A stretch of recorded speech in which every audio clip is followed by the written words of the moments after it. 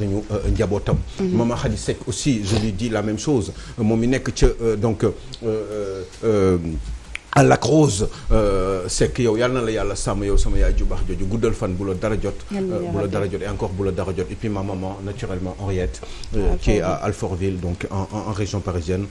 guddal fan yow mi Thiaw. waaw kontaan naa trop ci yéen. Mame Diarra Cissé. suñu yaay ju baax jooju dëkk Malika. yàlla nga gudd fan. kontaan nañu trop kontaan naa ci yow.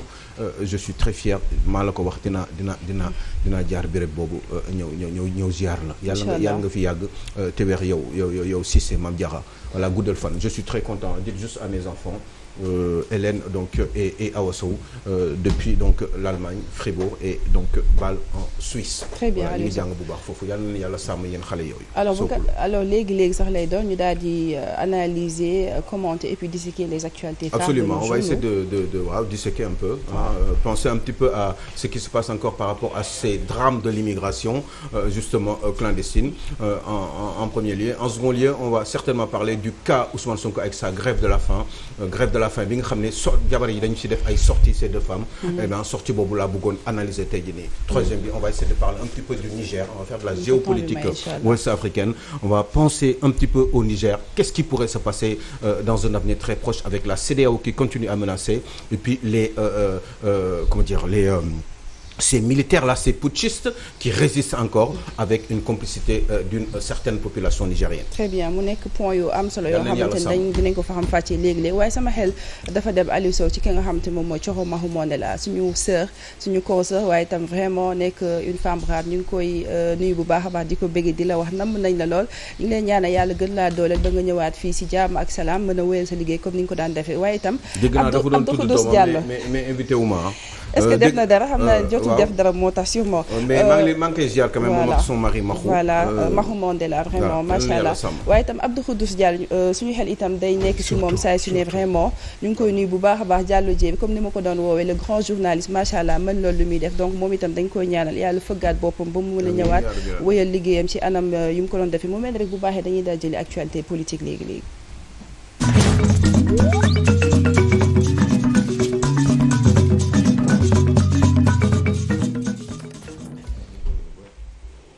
alors actualité politique Aliou Sow tey ñu fas yéene rek dooree ak xibaar yi ñeel li nga xamante ni rek moom mooy immigration yi nga xamante ni jamono ji nemmeeku nañ ko bu baax a baax ndaw yi nga xamante ni jamono ji soobu nañu ci mbëkk mi comme on le dit du Barça au Barsac lan moo waxal tey ji ndaw ñi di bàyyi seen réew di wutali fa nga xamante ni moom mooy biti réew. En général olof dafa ne kuy xawma lan. kuy xawma lan sa dëkk tëggul xawma nu ñu koy waxatee encore. boobu olof dégg waaw am na benn mot olof bu ñuy wax xawma lan si Aïcha laa ko daan dégg mu koy wax. xawma kuy waliyaan xawma sa dëkk moo tëggul. je crois que c'est un peu comme ça kuy waliyaan sa dëkk moo tëggul. c'est parce que justement dans ce pays-là Awa Condé eh ben un pays qui est indépendant depuis 1960. Un pays normalement qui était censé travailler pour ses populations, anticiper sur les générations à venir, un pays qui devait justement avec ses leaders politiques qui avaient choisi de pouvoir contrôler le pays, de travailler pour ses populations, et ben finalement qui n'ont pas fait grand-chose. La preuve, eh ben bu ñu defoon li ñu waroon a def depuis 40-50 ans yoo xam ne ñi ngi gérer réew mi avec des alternances différentes, eh ben bu ñu ko defoon xëy na peut-être du toll fii parce que du toll fii mooy lan mooy on est un pays justement boo xam ne qui avance justement à pas de caméléon parce que développement bi doxul parce que liggéey amu fi te liggéey fu mu amul ci réew liggéey mooy tax réew dox te liggéey fu mu amul ci réew eh ben forcément réew moom mu mënul dox la preuve regardez ce qui se passe du côté de ces garçons de 25 35 ba même 45 ans des fois am ñoo xam ne ils ont des petits boulots am ñoo xam ne ils n'ont jamais eu de travail am ñoo xam ne dañuy système D la ñuy dundee eh ben ñooñu dégg nga maam bu ñu gisee seeni ay morom ak seen i ay dëkkandoo wala seen i cousin wala seen i mbokk wala seen i dëkkaale eh ben bëgg liggéey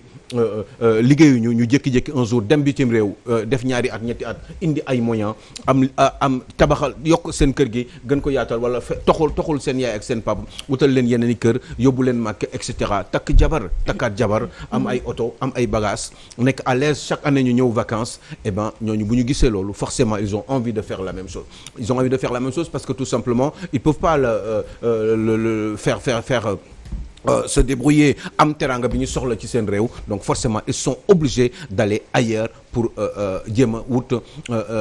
natange wala xéwal yi nga xam ne dégg nga maam nit ku nekk boo juddoo da nga ko war a am moi je pars du principe que nit bu juddoo dafa war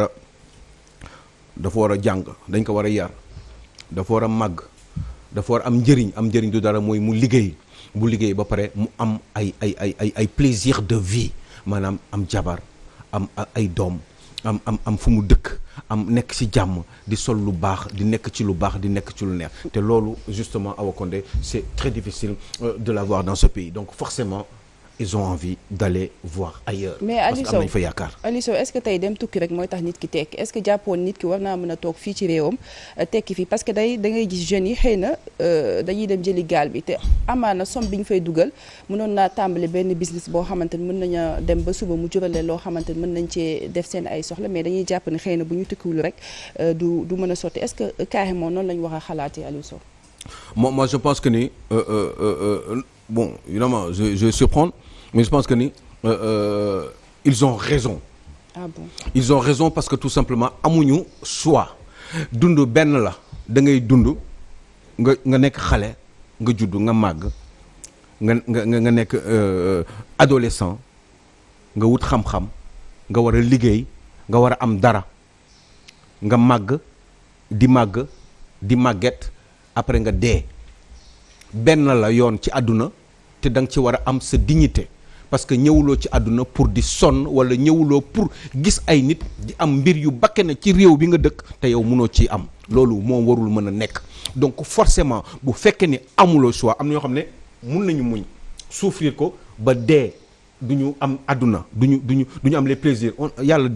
indiwul doomu aadama ci àdduna pour muy sonn dafa indi pour ñu équilibrer waxul ni ñëpp a war a tolloo mais dafa indi pour ñu équilibrer donc ces gens là qui naissent qui grandissent et qui di nekk adulte mënuñu am li ñu war a am li nit war a am ci àddunaam ñooñu wax dëgg yàlla bu ñu jógee ne dañuy dem parce que li ñu war a am amuñu ko ci seen réew parce que mettre ñu leen ci ay conditions. Eh ben forcément dégg nga man mënu ma ne duñu dem dañu war man à la limite je dis il faut partir parce que boo demee boo dellusee man xam naa luy immigration. si. ci gaal yi Aliou Sow. ci gaal yi man xamuma. man xamuma sama nekk dama ne man gis naa aussi attention. gis naa Cheikh Diane gis naa ñu dem ci gaal dellusi léegi xamatuñu luy gaal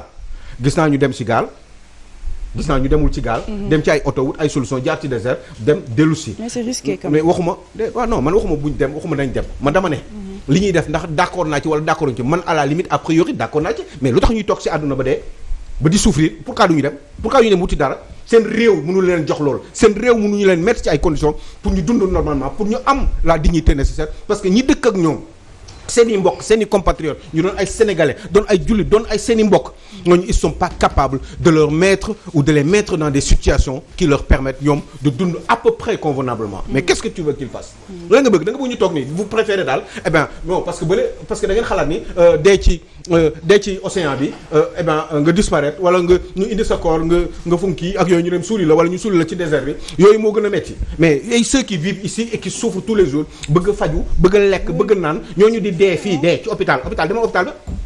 li xew ci océan yi am na ci hôpitaux yi am na ci buntu hôpitaux yi boo demee di nga ko gis y a des gens qui souffrent qui crèvent parce que amuñu lu ñu fajoo parce que dañu xiif parce que dañu am ay feebar yoo xam ne mënuñu ko faj toog seen kër ba un jour ñu ñëw sànni leen ci buntu hôpital yi après ñu dugal leen ci morgue yi dem suuli leen elle est où la différence wax leen ma ndax différence am na alors très bien bu dee am na wax leen ko alors ñu bàyyi Théodore waaw soubassement bi yëpp du dara xam nga lan mooy problème bi yëpp mooy problématique politique d'emploi politique emploi bu ñu am ñun moo baaxul mais ñaata agence lañ fi créé agence à milliards agence yoo xam ne xaalis bu ñuy jot ay milliards la agence boo gis milliards jëlee nañ fi ay temps tas jamono juste quand Macky Sall est arrivé au pouvoir ñu tas OFEJBAN ne dañuy rationaliser les agences jël créer ensuite ñu jël ñu créer AGEP ñu jël AGEP tas beneen bi FNP yu ne dañ leen di boole mais fan la mujjee xaalis yëpp bu ñu fiy dugal xale yi di gën a dem mooy wane ne politique d'emploi bi ñu yore moo baaxul. dañoo war a reconfigurer politique emploi des jeunes parce que tey yow munoo wax dara tey financement yi da ngay gis xale yi bindi projet ba sonn l'exemple typique bu may joxe ñëw nañ ay affaire u DER ñu ne Pikine par exemple dugal nañ fa 2 milliards demal ci ndawu Pikine yi nga tàllal leen micro dañ leen ne gisuñu tous lañ lay wax dafa fi demee boo loolu nag mooy problème tey politique emploi bii ñuy wax nii tant que état bi xoolaatul politique emploi mbëkk bi day gën a doy waar te ba léegi dafa mel ni ñoom duñ dul jël leçon leçon nit ki dafa am loo xam ne da nga war a jël leçon fii Caaroy Géej bii sous le régime de Wade am na ñaari ASC yu fi mësoon jógee jël mbëkk bi billaay ñaari ASC joueurs yeeg ñëpp ñeenti nit dong ñoo fi ñëpp ñàkk seen bakkan loolu xanaa ñoom dañuy fàtte kon léegi tey aujourd'hui il faut que état bi toog repenser la politique d'emploi des jeunes ñëpp dañuy ne d'accord fonction publique mënul jox lépp on doit faire la promotion de l'auto-emploi mais en quoi faisant bu fekkee ni secteur informel bi tey boo yëpp yi dem ñu bëri secteur informel lañ nekk mais yow bu fekkee ni secteur informel boobu xam lan nga leen di considérer jànguñu xamuñu dara ku toog di ñafe joxoo ko dara appuyer ko mu dem ba liggéey 2 millions ay la yowin da nga kaa war a encadrer tàcc ko pour accompagner ko waaye boo toogee ne ko yow galaa ngeen di toog sax ci taabal ne nga ko jàngoo mi ngi noonu c'est écœurant te li ci gën a yéeme moom mooy des fois da nga gis benn ndaw dem du yegg ñu indiwaat ko mais danaan suba bu gisaatoon yoon day demaat mais parce que mais ça sert mooy li ma expliqué rek mais léegi waaw mais lu tax muy delluwaat lu tax mu bëgg demaat mais parce que xam na ni toogaay bi fii c'est exactement la même chose fële au moins bu rëccee xëy na sax dina am chance am dara bu rëccee laa wax xëy na dina am chance am dara waaye fii gisul dara gisul benn yoon il a 20 ans il a 25 ans il a 35 ans il va avoir 45 ans il sera toujours dans les mêmes conditions mais il fait quoi il croise les bras il attend en fait on lui demande d'attendre de mourir tranquillement dañ koy laaj ne ko toogal nga dee tranquillement mu ne non su may dee duñ ma gis maa ngi dem lu ma am jël parce que nag bu ñu demee bu leen yàlla wërsëgalee dimbali leen ñële da leen di mettre ci ay conditions li ñuy njëkk def nañ ko wax c'est la vérité da leen di faj d'abord dañuy seet ndax dañu feebar ku ci am feebar duñ la laaj ndax da ngaa am problème mu këyit dañ leen faj d'abord après ñu seet ñoom ndax am nañu bu leen neexee dañ la garder seen réew wala déet waaye dinañ la faj d'abord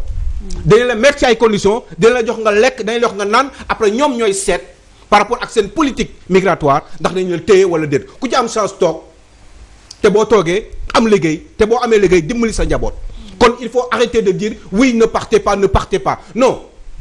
dites faites en sorte que ces gosses puissent rester ici c'est même pas des gosses il y en a qui ont 40 ans 45 ans dañu sonn seen dañuy xool seen njaboot yi mu ñu leen dundal dañuy xool seen waa kër yi dañuy xool seen jabar yi kenn respecté tu leen ci biir kër gi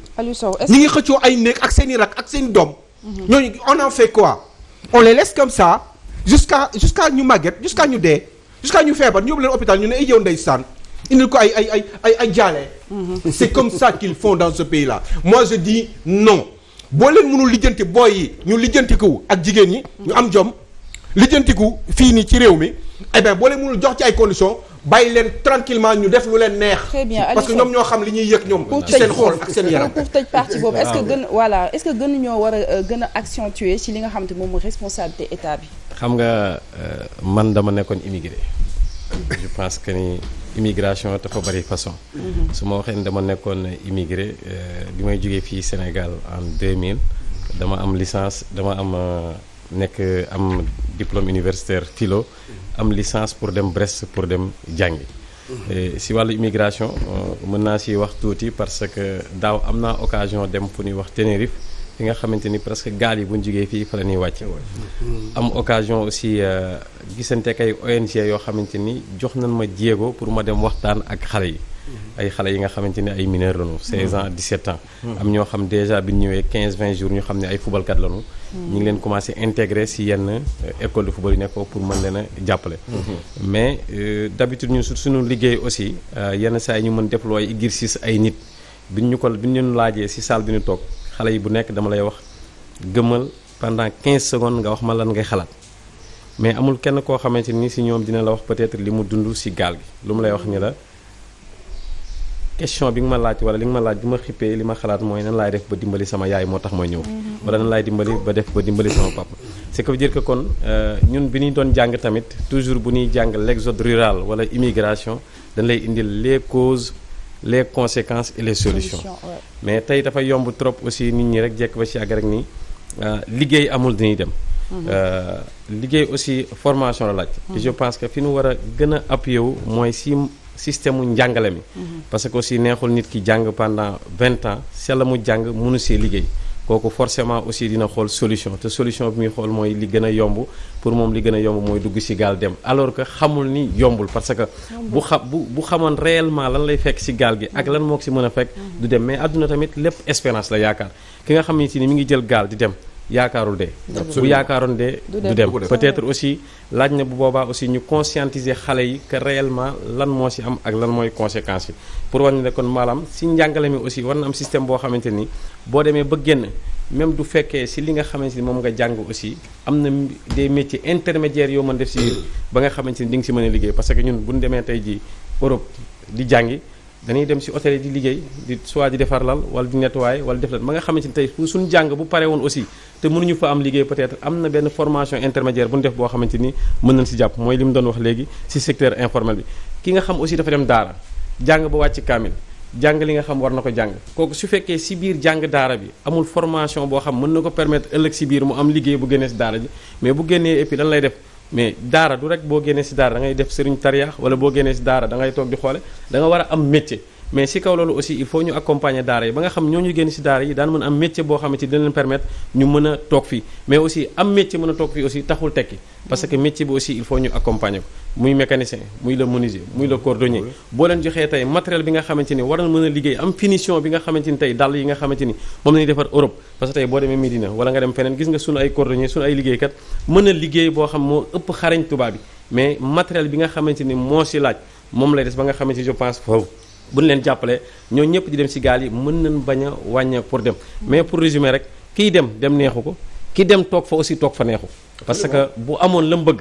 bu sañoon di yeewoo ak njabootam di ñëw man quand je l'ai tenté j'étais immigré bi ma ñëwee toog sama njaboot gis naa ne amul lu dàq toog ci sa njaboot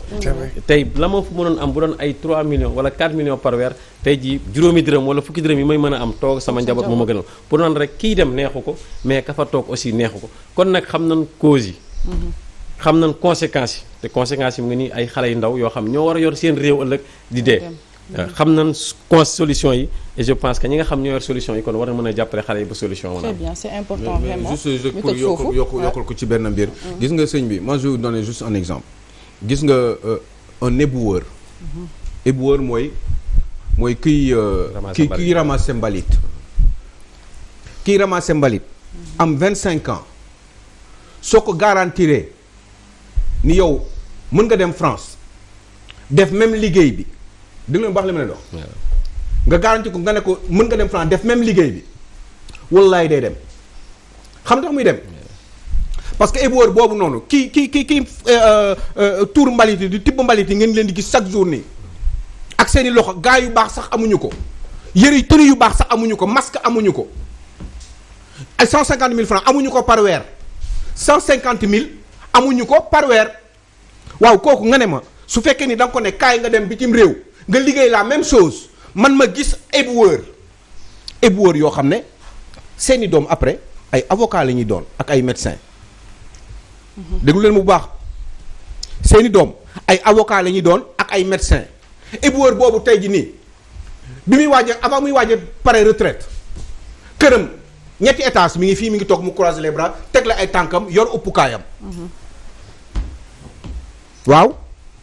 du ko mës a am Sénégal parce que xam nga lu tax du ko mës a am Sénégal parce que éboueur boobu 150 000 lañ koy fay par weer ba muy retraité du am kii non du yegg retraite sax dina feebar dina toog après kenn du ko faale bu demee di wut IPM ñu ne ko kenn musulaa cotisel bu demee ci retraite ba ñu ne ko kenn musulaa cotisel loolooy am c'est important Aliou Sow c'est important benn la nag benn kese la ci solution yi daf ci am solo parce que tamit